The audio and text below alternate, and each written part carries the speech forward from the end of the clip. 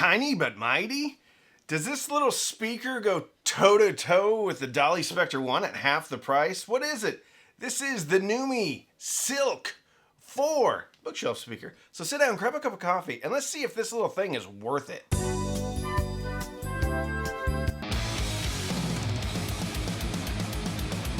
If you are new here, please consider subscribing. We have over 600 videos, everything from amps, turntables, home theater, just about DACs, just about everything. I do this for a living, so it really helps me out if you consider subscribing and liking this video.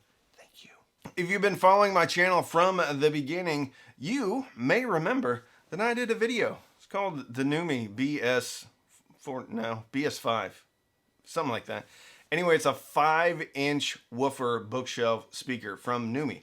It's bigger than this, but not particularly bigger. Neumi has always made pretty petite, svelte, small speakers. And the BS5 from Neumi was really good. Really good. It was built well, it sounded great, and it was fairly priced. I think they're still available today for around $100, maybe even less, depending upon the sale. I will link those in the description as well, because I happily endorse those speakers. Front ported, really well built. This one, however, comes in at a lot more money. $180, almost double. But in the grand scheme of things, $180 is still a fairly affordable speaker. Very nice build quality, and actually looks pretty sharp. Let's talk about the specs. This comes with a 1-inch soft dome silk tweeter, and I guess you could almost call it an integrated waveguide, but it really just is cut off here. Everything is flush mount here on the baffle, and the baffle is black with some rounded edges right there. The wrap is, I don't know how you would explain it. It's vinyl. This kind of reminds me of the Triangle Bro 3. It's a very good, feels very durable wrap, but it's not really trying to be like wood grain. If anything, it's just kind of almost looks like brush strokes in different directions. And this, I would have to say, is kind of like a light, almost distressed brown. It looks really good though. And then on the back you have binding posts, which are what you would think the level of quality should be for a speaker of this price. And you have a port back here, cardboard port, so plastic flange, cardboard port. And then you can see the 45-degree angles here. And the back of the speaker is somewhat inset from the rest of the speaker. And this looks very similar to some Cambridge Audio and Paradigm designs. So very well built. The woofer is a 4-inch, I think they call it doped paper woofer. Here's the thing, this looks almost identical to some of the Cambridge Audio products as far as the woofer design. So this is definitely a step up from the BS5 from a build quality standpoint. We'll get into it in the final thoughts, but overall I think they knock it out of the park with the construction, the build quality, and how they look. Let's talk about some frequency response. Frequency response is reported at 65 Hertz on the bottom up to 20,000 Hertz on the top. And it has a rated sensitivity of 85 dB, which is pretty low. Not quite as low as some of the other speakers that I've recently reviewed, but it's pretty low. I have a tendency to believe that. I ran them in the living room off of the SVS Soundbase Pro, which does have a ton of juice.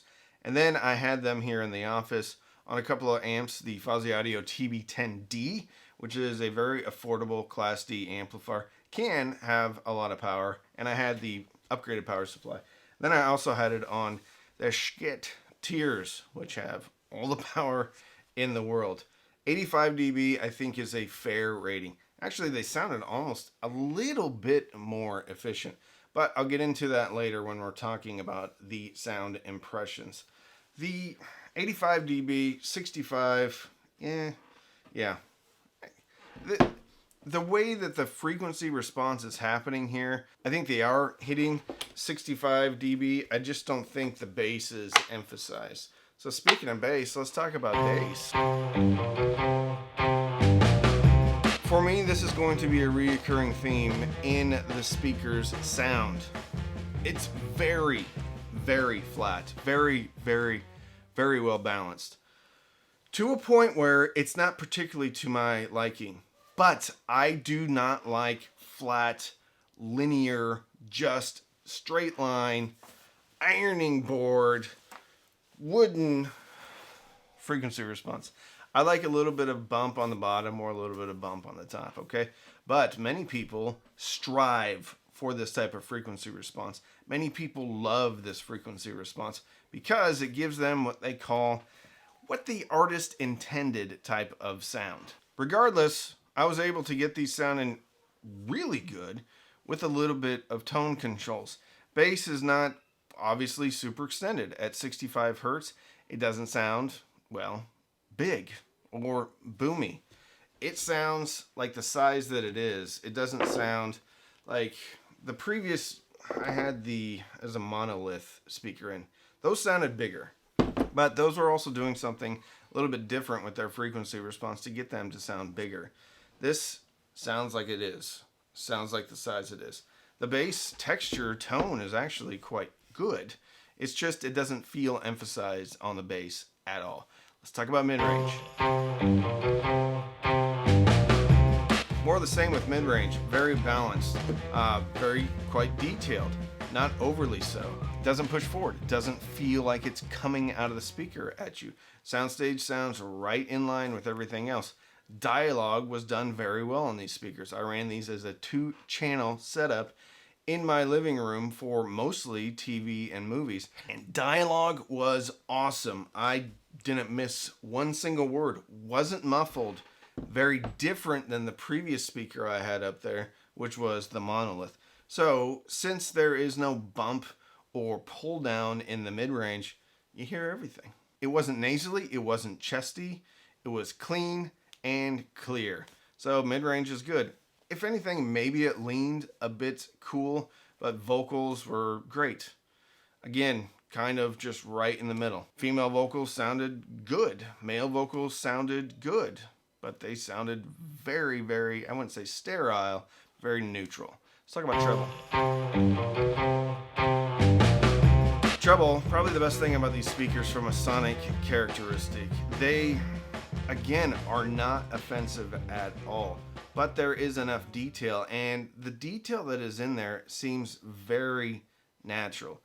It doesn't seem like what I would say a aluminum dome can sound like in this price range. Cymbals sound like cymbals, and there is some air involved, and I think a silk dome was a great choice. To me, this is very similar to the Cambridge Audio, although I don't think Cambridge has one that's this size. Listen, bass, mid-range, treble, nothing to complain about at a speaker this size. But let's talk about my final thoughts. I think this is competing with the Dali Spectre 1, and it's competing well. I think this kind of goes toe-to-toe with the Dali Spectre 1. I think the Dali Spectre 1 has a bit better bass when it comes to personality, but I think the frequency responses are very similar. It's just Dali's got that really good woofer. This also goes toe-to-toe with the Mica RB42. This is a bit more expensive, but this has a bit of a different speaker design though, so it's not nearly as deep as the Micas. This is more of a traditional looking speaker.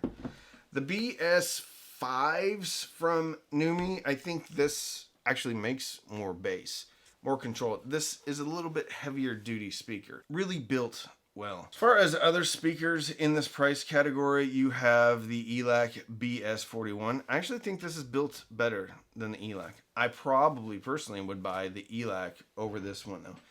To me, this is too neutral, and that is really not a knock on this speaker. If anything, that's a huge compliment. The Silk 4 is so neutral that I think this thing sounds like more of a Q acoustics, like a higher end Q acoustics, like the 30, I guess it'd be the 3010i. I think it's going to sound very similar to that. This is a great audiophile speaker. If I would own this, I would have to have it on an EQ to jazz it up a little bit. You will be able to get crazy soundstage and imaging on a desktop because you'll be able to pull these out, and they're so shallow, and you'll be able to get yourself within the triangle that I think they're going to soundstage and image great for you in a small room. Outside of a desktop situation, maybe in a den, maybe in a kitchen or something like that, I would still recommend getting a subwoofer with these though. Unless you have an EQ, and they will take some bass boost on here and not like fall apart. I think this is a pretty decent woofer, and there was some real excursion on this one. So personally for me, these wouldn't be my choice. But for a speaker that's in the $180 range, that is this size, that is of this quality, this is really competing with the big boys that carry a line of speakers. This is better than the Yamo S801. Much better than the Yamo S801. This, you can tell they put some thought into the design of this speaker, and I think it has a pretty good crossover inside. I think this is great for a lot of people. And under $200, I think it's a pretty compelling speaker to look at. So if you want to support the channel, you can sign up for Patreon. Patreon.com/cheapaudioman. Every Sunday night we have Patreon-only Zooms, Patreon-only Discord, Patreon-only Facebook.